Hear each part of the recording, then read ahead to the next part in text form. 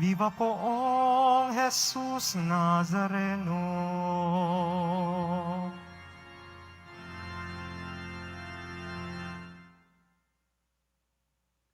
Sa ngala ng Ama at ng Anak at ng Espiritu Santo, Amen. sumainyo ang Panginoon.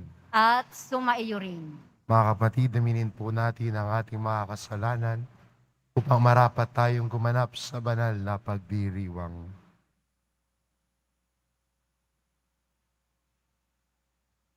Inaamin ko Sa makapangyarihang Diyos at sa inyo mga kapatid, na lubha akong nagkasala sa isip, sa salita at sa gawa, at sa aking pagkukulang. Kaya isinasamo ko sa mahal na Birheng Maria, sa lahat ng mga anghel at mga banal, at sa inyo mga kapatid, na ako'y ipanalangin sa Panginoong ating Diyos. kaawaan tayo ng makapangyarihan Diyos.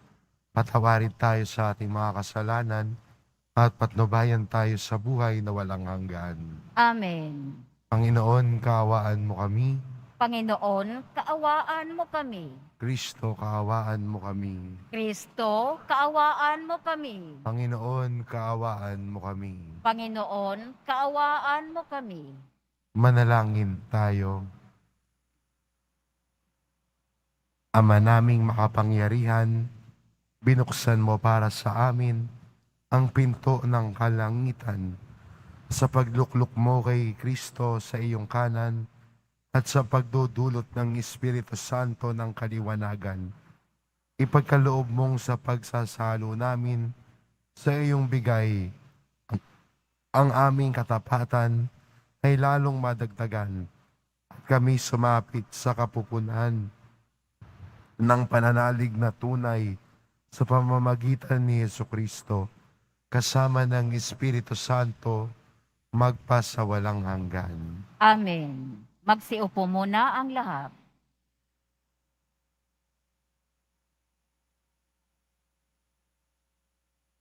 Pagbasa mula sa mga gawa ng mga apostol.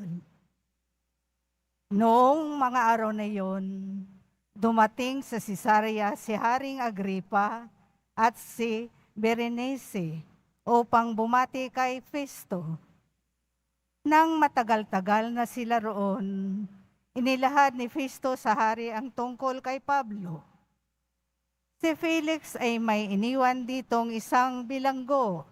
Wika niya, nang ako'y nasa Jerusalem, isinakdal siya sa akin ng mga punong saserdote at ng matatanda ng mga Hudyo at hininging parusahan siya. Sinagot ko sila na hindi ugali ng mga Romano ang magparusa sa sinumang nasasakdal ng hindi muna nagkakaharap ang magkabilang panig at nagkakaroon ng pagkakataong makapagtanggol sa sarili ang nasasakdal. Kaya't nang dumating sila rito, hindi na ako nag-aksaya ng panahon. Kinabukasan din, ipinatawag ko sa hukuman ang taong iyon. Nang magkaharap-harap sila, siya na may hindi nila ipinagsakdal sa anumang mabigat na pagkakasala na inaakala kong ipararatang nila. Ang pinagtatalunan lang nila ay tungkol sa kanilang relihiyon at sa isang taong pangalay Jesus. Patay na ang taong ito, ngunit ipinipilit naman ni Pablo na siya ay buhay. Hindi ko malaman kung ano ang gagawin sa bagay na ito. Kaya't tinanong ko siya kung ibig niyang sa Jerusalem siya litisin. Ngunit tumutol si Pablo at hiniling na ipaubaya sa emperador ang pagpapasiya sa kanyang usapin. Kaya't pinabantayan ko siya upang ipadala sa emperador.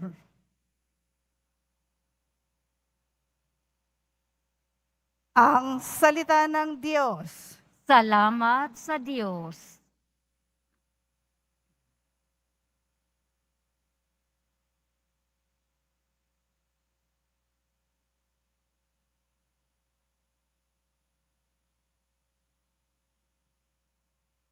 Panginooy may luklukang matatag sa kalangitan. Panginooy may luklukang matatag sa kalangitan. Panginooy papurihan, purihin mo kaluluwa. Ang pangalan niyang banal, purihin mo sa tuwina. Ikaw, aking kaluluwa, ang Diyos ay papurihan, at huwag mong lilimutin iyaong kanyang kabutihan. Panginooy may luklukang matatag sa kalangitan. Ang agwat ng lupa't langit, sukatin may hindi kaya. Gayon ang pag-ibig ng Diyos sa may takot sa Kanya. Ang silangan at kanluran, kung gaano ang distansya, gayong-gayon ang pagtingin sa sino mang nagkasala. Panginooy may luklukang matatag sa kalangitan. Ang poon nga ang nagtayo ng trono sa kalangitan. Mula doon, sa nilikhay maghaharing walang hanggan. O purihin ninyo siya, kayong mga anghel ng Diyos, kayong mga nakikinig, at sa Kanya'y sumusunod. Panginooy may luklukang matatag sa kalangitan. Magsitayo na po ang lahat.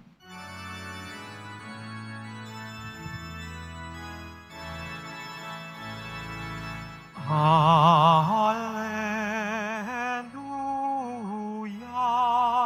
hallelujah,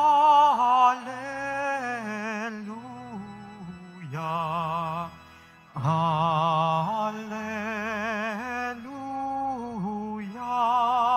hallelujah.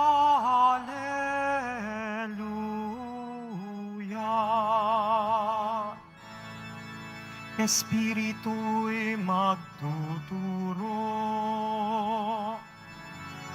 ng aral at pagkukuro ni Jesus nating guro. Alleluia, Alleluia, Alleluia, Alleluia.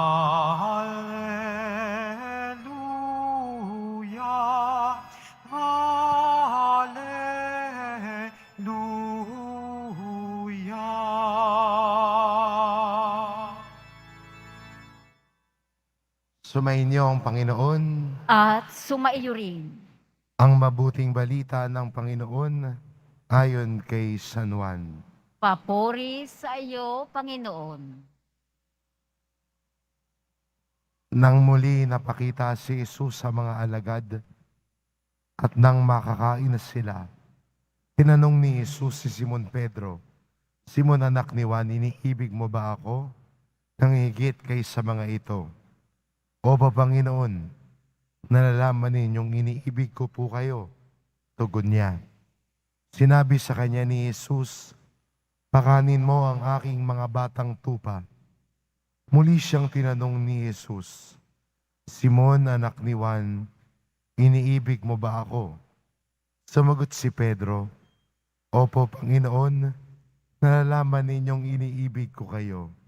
Ani Jesus, "Pangalagaan mo ang aking mga tupa." Pangatlong ulit na tinanong siya ni Jesus, "Simon, anak ni Juan, iniibig mo ba ako?" Nalungkot si Pedro sapagkat makaitatlo siyang tinanong, "Iniibig mo ba ako?" At sumagot siya, "Panginoon, nalalaman po ninyong ang lahat ng bagay. Nalalaman ninyong iniibig ko kayo." Sinabi sa kanya ni Jesus, "Pakanin mo ang aking mga tupa."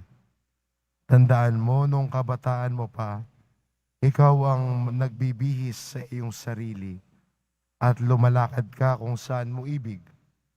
Ngunit pagtanda mo, iunat mo ang iyong mga kamay at iba ang magbibihis sa iyo at dadalhin ka kung saan hindi mo ibig.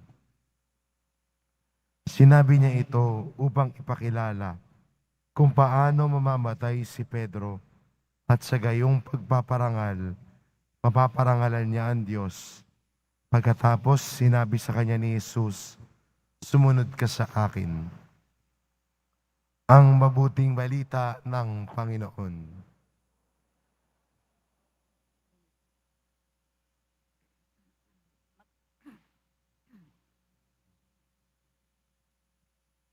Madalas nating sinasabi sa Nazareno, no? Iniibig kita, mahal kita.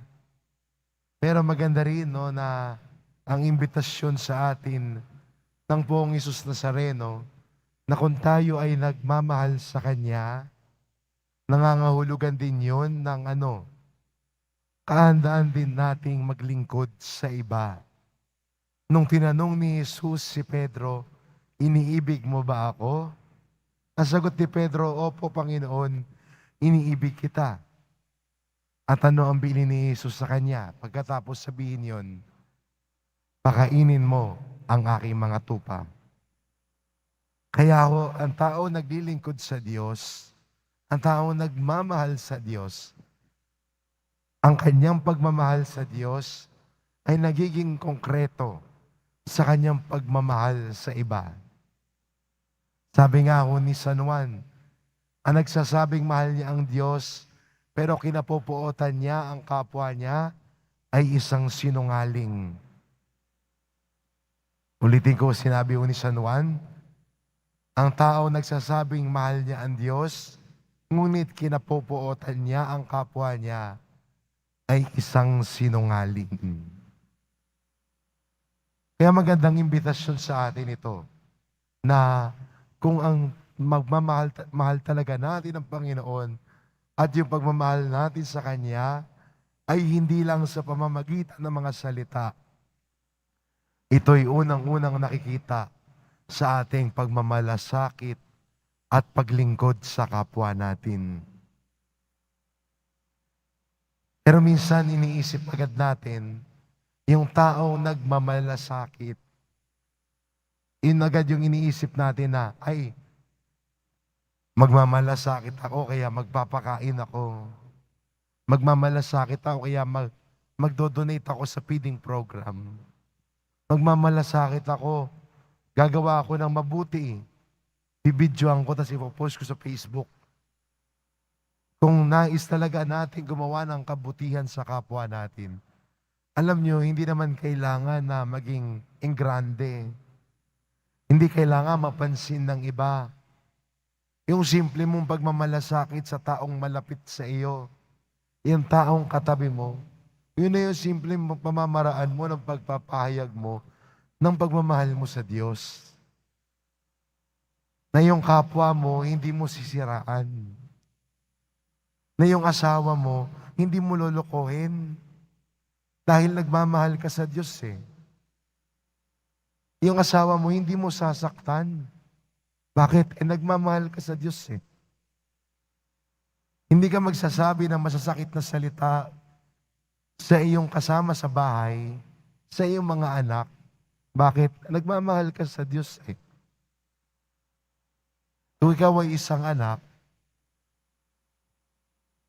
hindi magiging matigas ang ulo mo. Susunod ka sa magulang mo, pagbubutihan mo yung pag-aaral mo. Bakit? Mahal mo ang Diyos. Yun yung madalas natin nakakaligtaan eh. Ang iniisip agad natin, ay mahal ko ang Diyos, magpapakain ako. Ay, mahal ko ang Diyos, gagawa ko ng isang mabuting bagay. Pero yung simpleng pamumuhay natin araw-araw, doon natin ipinapahayag ang pagmamahal natin sa Diyos. Kunyari, sa bahay, lalo ngayon, mainit, no? Nagkakaubusan ng malamig na tubig. No, sa ref. Alam mong ikaw yung uminom ng malamig na tubig. Ikaw yung huling uminom. Huwag mo nang ibalik yung pitsil na walang laman sa ref. No, ano yung papalamigin niya? Yung pitsel, ano? Kung ikaw yung huling uminom, dahil nagmamahal ka sa Diyos, anong magandang gawin? Punuin mo yung pitsel, ilagay mo. Para yung susunod sa iyo, ay makainom din ng malamig na tubig na na-enjoy mo. Those are simple signs and acts of love. Hindi mo kailangan gumawa ng ibang bagay. Yung simpleng pagmamalasakit na yon, yun na yung minimum of love natin. Yung simpleng pagpapakita at pagmamalasakit sa kapwa natin, yun na yung simpleng pamamaraan na nagmamalasakit tayo.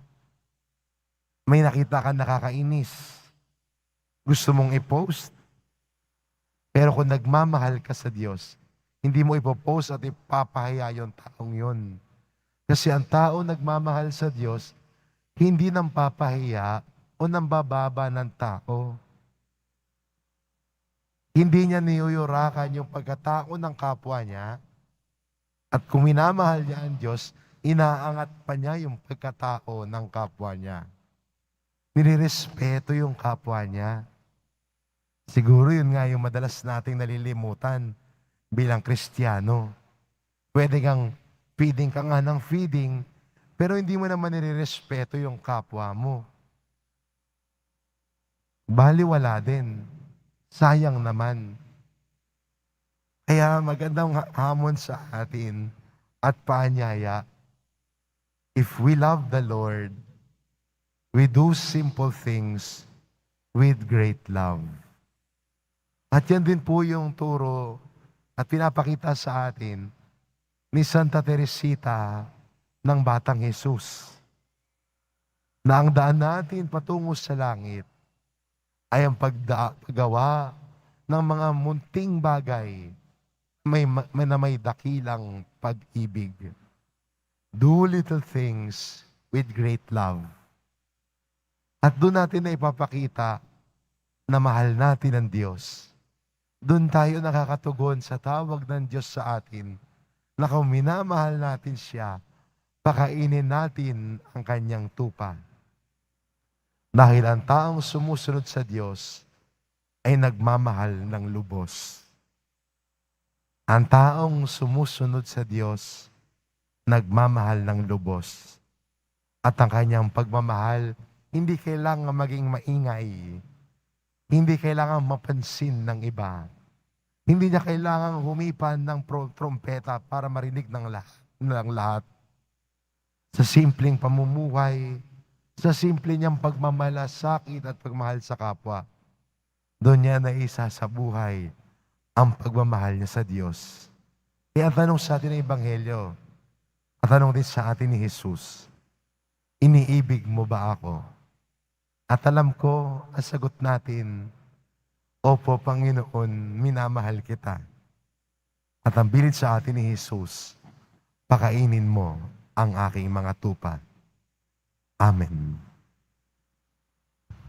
Magsitayo na po ang lahat.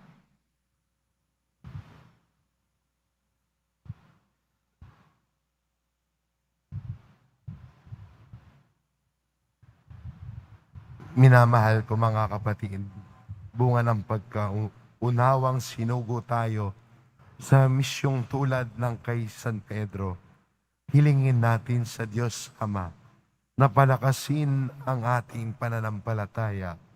Ang ating itugon, Ama, pagpalain mo ang iyong kawan. Ama, pagpalain mo ang iyong kawan. Ang Santo Papa at lahat ng may katungkulan sa simbahan, naway gabayan ng banal na Espiritu. Manalangin tayo. Ama, pagpalain mo ang iyong kawan. Ang mga mag-asawa naway magkaroon ng matalas na pakiramdam sa pangangailangan ng bawat isa at maging maligaya sa kanilang pagsasama. Manalangin tayo. Ama, pagpalain mo ang iyong kawan.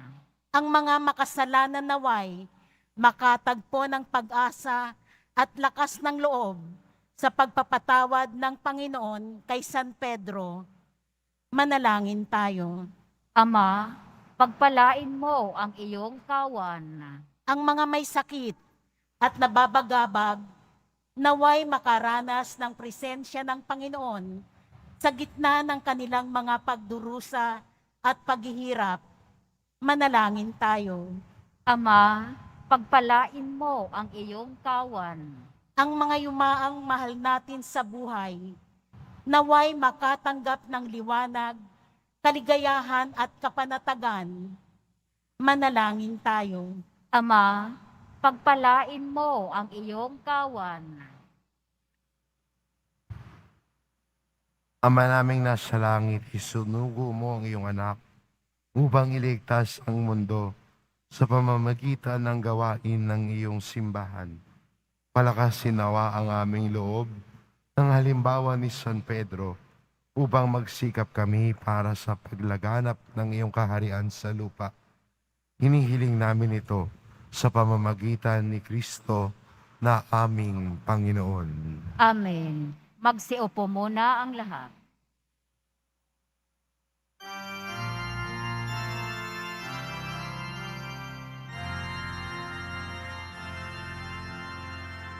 Tanggapin mo, Panginoon, ang alay ng bayang nagdiriwang. Puhunan mong bigay ang alak at tinapay, handog ng pagkabuhay. Pinupuri kita, Poon, sapagkat ako'y iniligtas. Mga kaaway di makuhang matuwa mula sa libingan.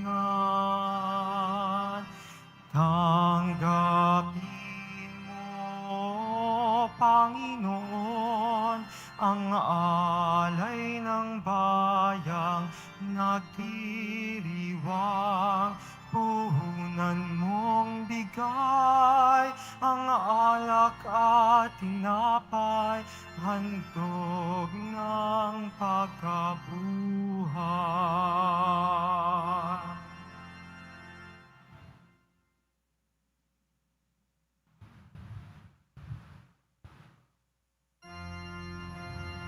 Magsitayo na po ang lahat.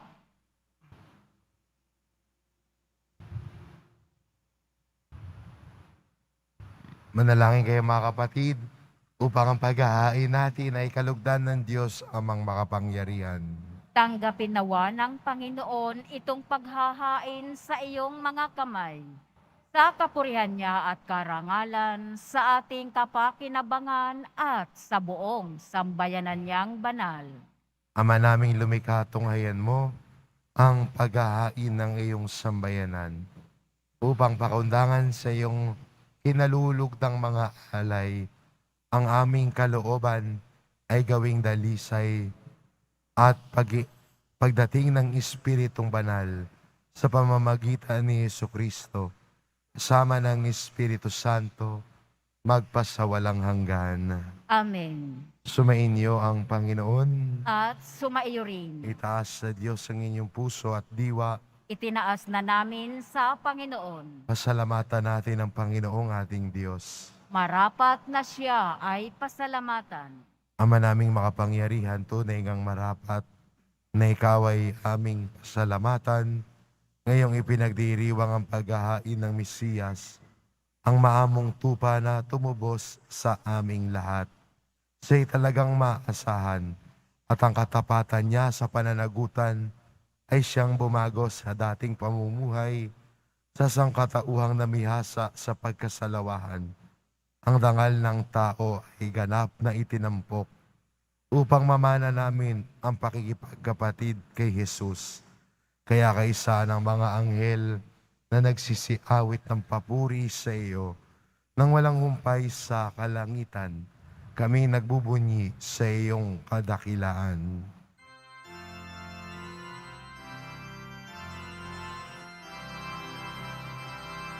Santo, Santo, Santo, Panginoong Diyos ng mga hukbo. Napupuno ang langit at lupa ng kadakilaan mo. Hosana, Hosana sa kaitaasan. Hosana, Hosana sa kaitaasan. Pinagpala ang naparirito sa ngalan ng Panginoon. Hosana, Hosana sa kaitaasan. Hosana, Hosana sa kaitaasan. Magsiluhod na po ang lahat.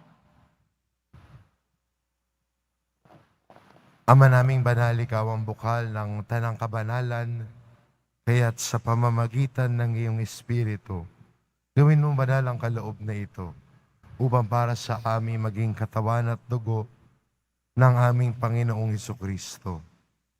Bago niya pinagtiis ang kusang loob na maging handog, hinawakan niya ang tinapay, pinasalamatan kanya, pinagati-hati niya iyon, iniabot sa kanyang mga alagad at sinabi, tanggapin ninyong lahat ito at kanin, ito ang aking katawan na ihahandog para sa inyo.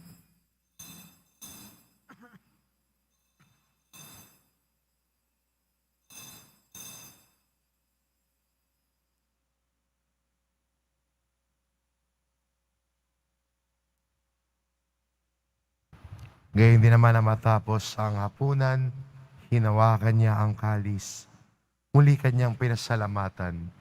Iniabot niya ang kalis sa kanyang mga alagad at sinabi, tanggapin ninyong lahat ito at inumin. Ito ang kalis ng aking dugo, ng bago at walang hanggang tipan. Ang aking dugo na ibubuhos para sa inyo at para sa lahat. Sa kapagpapatawad ng mga kasalanan, gawin ninyo ito sa pag-alala sa akin.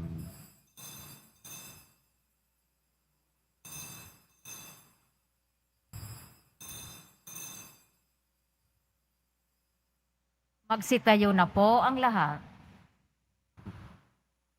Ipagbunyi natin ang misteryo ng pananampalataya. Si Kristo'y namatay, si Kristo'y nabuhay, si Kristo'y babalik sa wakas ng panahon. Ama, ginagawa namin ngayon ang pag-alala sa pagkamatay at muling pagkabuhay ng iyong anak. At inaalay namin sa iyo ang tinapay na nagbibigay buhay at ang kalis na nagkakaloob ng kaligtasan. Kami nagpapasalamat dahil kami yung minarapat na tumayo sa harap mo para maglingkod sa iyo. Isinasamo namin kaming magsasalo-salo sa katawan at dugo ni Kristo ay mabuklod sa pagkakaisa sa pamamagitan ng Espiritu Santo. Amalingapin mo ang iyong simbahang laganap sa buong daigdig. Puspusin mo kami sa pag-ibig kay San Francisco na aming Papa at ni Jose na aming Obispo at ng Tanang Kaparian. Alalahanin mo rin ang mga kapatid naming nahimlay na may pag-asang sila'y muling mabubuhay, gayon din ang lahat ng mga pumanaw. Kaawaan mo sila at patuloyin sa iyong kaliwanagan. Kaawaan mo at pagintapatin kaming lahat na makasalo sa iyong buhay na walang wakas.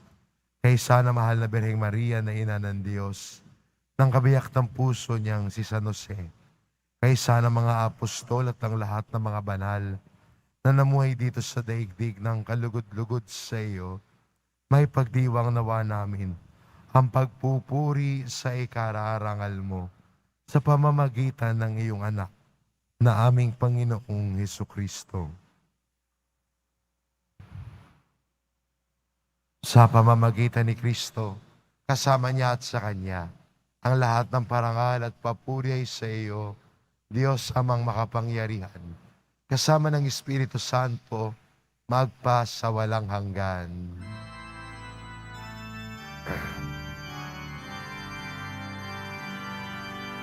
Amen, amen, amen. Amen. Amen.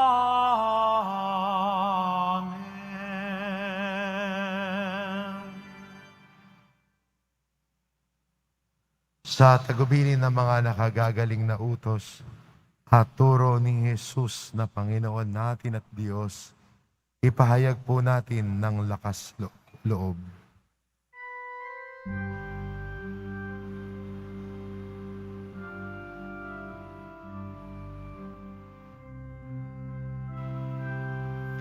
Ama namin, sumasalangit ka, sambahin ang ngalan mo, mapasa amin ang kaharian mo, sundin ang loob mo, dito sa lupa para ng sa langit. Bigyan mo kami ngayon ng aming kakanin sa araw-araw at patawarin mo kami sa aming mga sala para ng pagpapatawad namin sa nagkakasala sa amin, at huwag mo kaming ipahintulot sa tukso, at iadya mo kami sa lahat ng masama.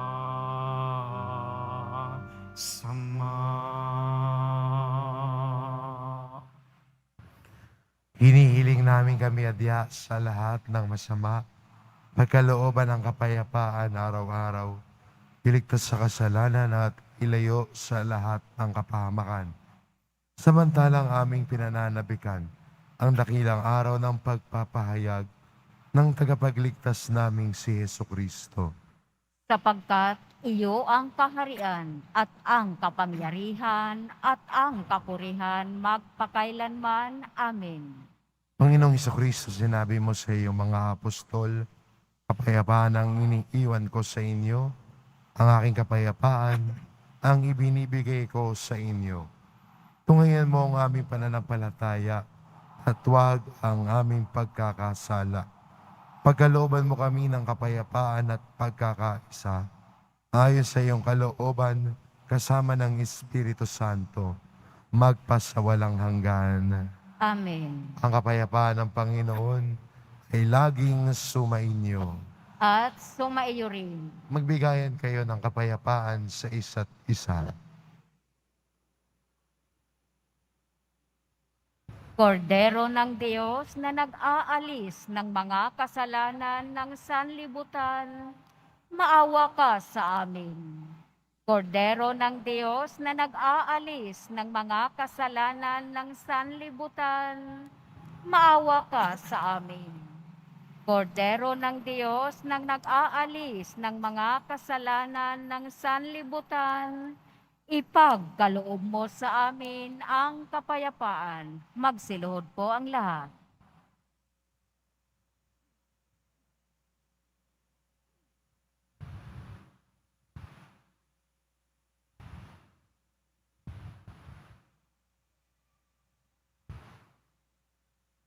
Ito ang kordero ng Diyos, ito nag-aalis ng kasalanan ng sanlibutan. Mapalad ang mga inaanyayahan sa kanyang piging. Panginoon, hindi ako karapat-dapat na magpatuloy sa iyo, Ngunit sa isang salita mo lamang ay gagaling na ako.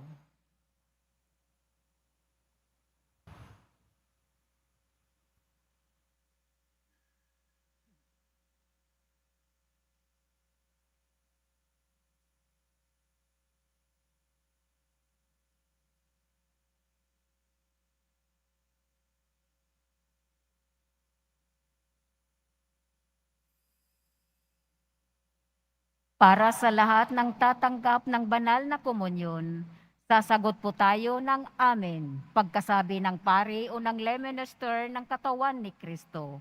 At isubo agad sa bibig bago umalis sa harapan ng pari o lay minister. Sumunod po tayo.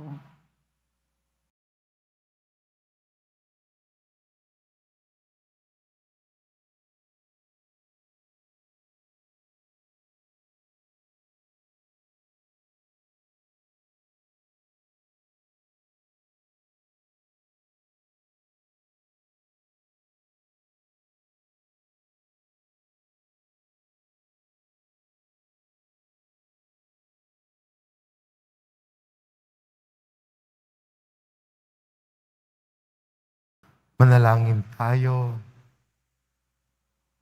Ama naming mapagmahal, sa pagkadalisay mo sa amin at sa pakikinabang sa ginanap namin ngayong pagdiriwang, ipagkaloob mong ito ay maging pagsasalo sa patawad at buhay na sa aming kaloob mo sa pamamagitan ni Jesucristo, kasama ng Espiritu Santo, magpasawalang hanggan. Amen. Sumainyo ang Panginoon. At sumaiyo rin. Mahal na pong Isus Nazareno, inihayag mo sa pamamagitan ng krus ang walang maliw na pag-ibig ng Diyos sa sangkatauhan. Pakinggan mo ang kahilingan ng iyong angkan na nagsusumamo sa iyo. Makamtanawa nila ang iyong katugunan at tanggapin ang kasagutan na may utang na loob na tinatanaw. Basbasan din po ninyo ang mga may daladala nilang imahin at dasalan sa pamamagitan ng bendisyon na ito, na may maalala nila ang mga pangako nila noon sa binyag, na ikaw ang kanilang iibigin at paglilingkuran bilang Panginoon magpasawalang hanggan. Amen. At pagpalain kayo ng ating mapagmahal na Diyos, ang Ama at ang Anak at ang Espiritu Santo. Amen. Humayo kayo, taglay ang kapayapaan ng poong Jesus Nazareno. Salamat sa Diyos.